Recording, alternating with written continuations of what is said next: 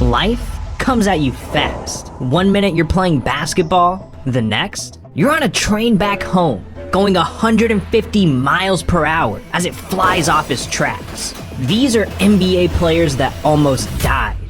And that train accident, that's exactly what happened to Nikola Vucevic. Back in 2006, Nikola was playing youth basketball in Montenegro. Him and his team, they had to get on a train to travel for a road game the next day. Everything seemed normal. Nikola and hundreds of others were doing what they do, just riding a train. But out of nowhere, everything changed. The train felt like it was floating, free-falling, completely detached from reality, as Nikola heard nothing but screams before he blacked out.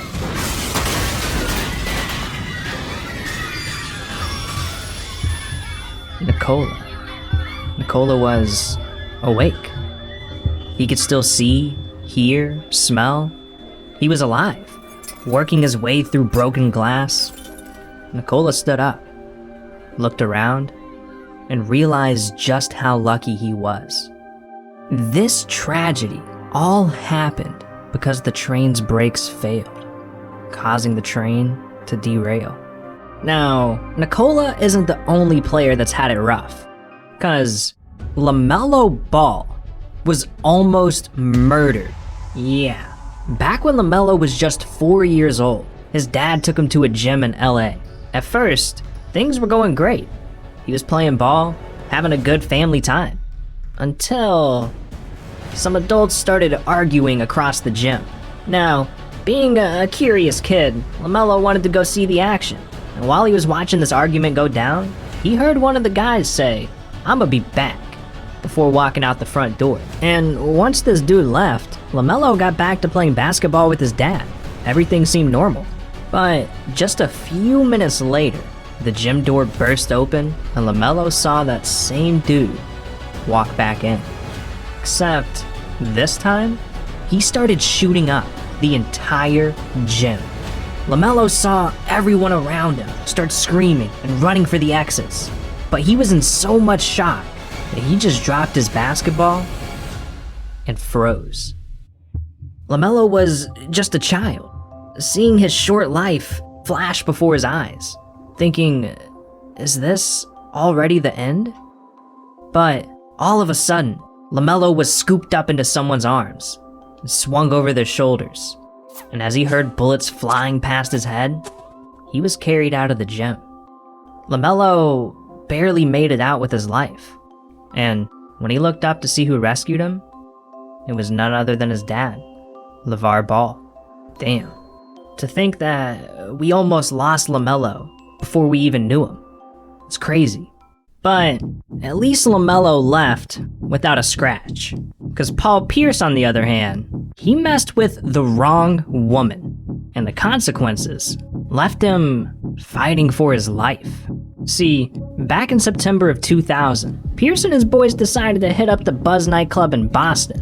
And being single at the time, Pierce started talking to some girls. You know, spitting some game. But there was one girl that really caught his eye. So Pierce approached, bought her a drink, and of course they hit it off. But I don't really think her boyfriend liked that too much. Yeah, she already had a man, and he was watching this whole thing happen from across the bar. So the dude walked up, got right in Pierce's face, and told him to get the f*** out. But Pierce wasn't about to leave, he was just getting started. So he argued back, saying that he thought she was single, and that it was just a misunderstanding. The boyfriend wasn't hearing it though, and he decided to squash this beef for good.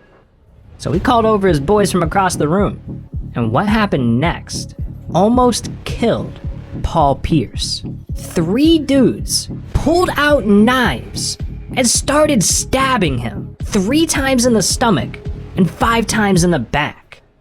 And as they were about to run away, they even hit Paul Pierce in the face with a beer bottle, sending him straight to the ground, laying in a pool of his own blood. This seemed like the end. when suddenly, two of Pierce's boys showed up and rushed him straight to the ER, where Pierce got emergency surgery. And after 2 days in the hospital, his life was saved, making this the most traumatic moment of his entire life. Now, knives and stabbing, that's one thing, but looking down the barrel of a gun, that's a whole different level that Damian Lillard had to fight through. Back in 2008, Dame was waiting at a bus stop after practice one night, all by himself. And when 3 guys walked by, they didn't see Dame. They saw an opportunity. The guys walked up to Dame and demanded that he hand over his backpack. Now, at this point, Dame was in high school, and he was nearly 6 feet tall. I mean, he thought that he was a grown-ass man, so he wasn't about to let these guys rob him for his stuff. Dame thought he could stand up to these guys and they'd walk away, just like you see in the movies.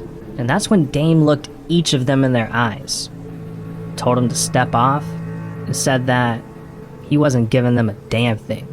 But this was a big mistake, because what happened next almost ended Dame's life. One of the men lunged at him, and they started fighting for the bag. And at first, Dame was able to defend himself. But eventually, the guys decided enough was enough. One of them pulled out a gun and pointed it right in Dame's face, stopping him in his tracks. Suddenly, Dame didn't feel so big and tough anymore. He was staring down the barrel of a gun, and he saw his NBA dreams just slipping away. Dame thought it was over for him, but luckily, the gun was put away. The dudes grabbed his bag and ran off down the street. And even though he didn't get shot that night, this moment changed him for the rest of his life. Fast forward to a 2016 interview, and Dame reflected on his near-death experience, saying, "This was one of those moments when I realized how serious it is in Oakland, how at risk you are growing up in a place like that. It made me sharper, it made me more alert. I had a different appreciation just walking around and living and being free." Man, I was a fan of Dame already, but I've got a different appreciation for him after this. I mean, just imagine the NBA without Damian Lillard. It wouldn't be the same. But that's not to say that the NBA itself is safe. I mean, Rudy Tomjanovich almost got killed by another NBA player on the court. See, back in 1977, Rudy's Rockets were facing the Lakers when a fight broke out at center court. That's when Rudy decided to come and try to help break things up. But there was one Lakers player, Kermit Washington, who had the wrong idea. Other than what you heard, the only 3 players down on that play that at that time was myself, Kareem, and Kevin Cooner. A scuffle broke out between me and Kevin Cooner.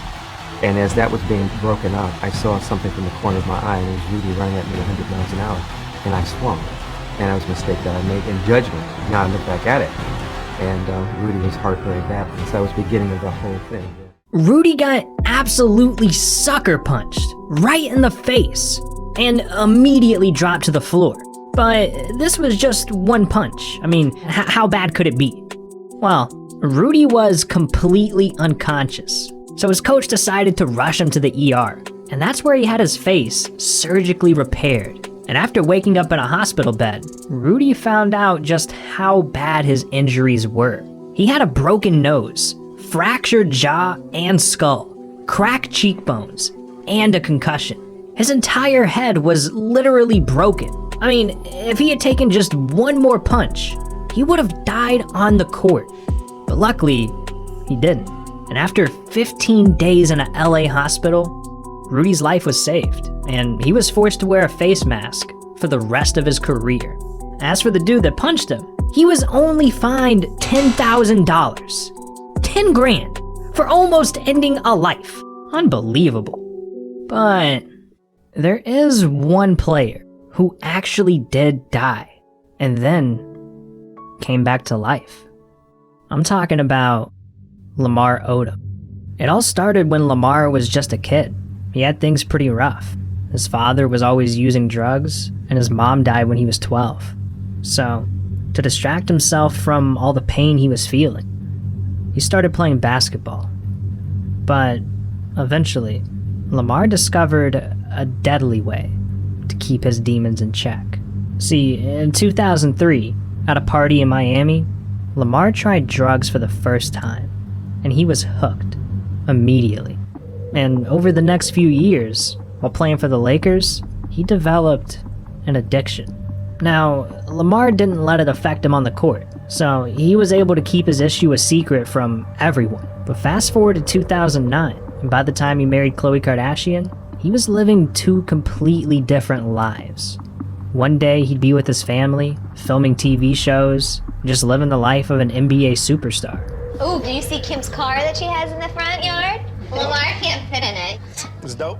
But the next day, he'd be in the club after a Lakers game, doing massive amounts of drugs. By 2011, Lamar's demons had him in a chokehold. All he wanted to do was get high. So, he fell out of shape, and his play got so bad, he was out of the NBA entirely by 2013. And at this point, his problem had taken control of his life, and he just couldn't hide it anymore. So one night, after threatening his wife during a drug-fueled rage, Lamar got kicked out of the house for good. And that is when things got deadly. With no one to turn to, and nothing else to do, he started using drugs every day for 2 straight years. And eventually, his body couldn't take it anymore. In October of 2015, Lamar was partying at a club in Crystal, Nevada, and blacked out on the dance floor. He was rushed to a hospital in Las Vegas and went into a coma. Lamar suffered kidney failure, had 12 different strokes, and 6 heart attacks, all while he was unconscious. He was put on life support and given a feeding tube. The doctors even called his family and told him to come to the hospital to say their final goodbyes. And after 3 days in a coma, his doctor was ready to officially rule him dead when, out of nowhere, Lamar opened his eyes and came back to life. Now, he wasn't able to walk or talk and had to completely relearn how to just live. But he was alive, and doctors said it was an absolute miracle. Odom was then flown to a hospital in LA where he spent the next few months in rehab, and it's been a long road to recovery ever since. I mean, Odom is still working on getting healthy to this day. How much of a difference did it make to you getting professional help? I think I'm still pretty much doing that. Whenever I tell my story, it works as a form of therapy for me. Does it?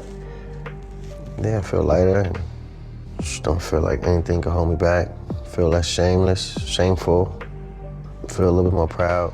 Prayers up to Lamar, man. We're rooting for you, dog. That was a tough section to get through.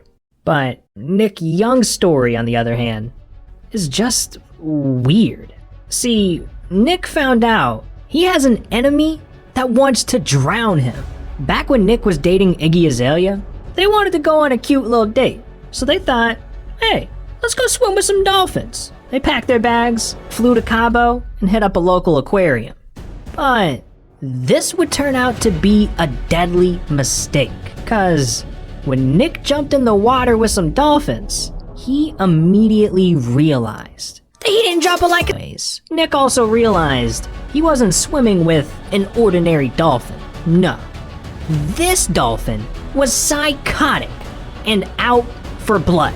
Long story, vacation. Dolphin was trying to kill me for some reason. He was playing with everybody else, doing what dolphins do, the and all that. Everybody went around in a circle, hanging on a little plan, And when I went on, he didn't go around. He just went straight down. So he was trying to kill me. So yeah, he's trying to drown me. But I seen it happening, so I jumped out the water and took off the little life vest and just threw my little water shoes and I stayed outside. Wait a minute. I know this dolphin. This is the same dolphin that tried to kill Kevin Hart. Gotta watch out for these dolphins, man. I think they're smarter than we realize. I'm just thankful Nick is still alive. That was a close one. But Steph Curry should be thankful too, cause he almost died. And it wasn't even his fault. See, back in November of 2018, Curry was driving his Porsche on a highway in Oakland, when all of a sudden, a white Lexus went to switch lanes, spun out of control, and crashed into the front of Curry's car, sending him into the guardrail. And this was horrifying. Now, Curry was stuck in his car, in the middle of a highway, surrounded by other cars going 80 miles per hour. And to make things worse, while Curry was waiting for the police to show up, a black Honda lost control too, and they crashed into him from behind. But miraculously, Curry wasn't hurt, and he knew he was pretty lucky to leave the scene without even a scratch. His car was completely totaled, and all it would have taken is a hit from one wrong angle, and Curry could have died on the spot, or at the very least, suffered a career-ending injury. So, Curry only had one man to thank: God. But hey, at least Curry only lost his car, cause some NBA players end up losing everything. Like, one player literally lost $100 million cause he attacked his coach. Another pulled out a strap on his teammate and lost tens of millions. It's ridiculous. Oh, you want to hear more about that? Then click on this video. These are the mistakes that cost NBA players millions. Trust me, man, you don't want to miss this one. So what are you doing? This video's over. Click it.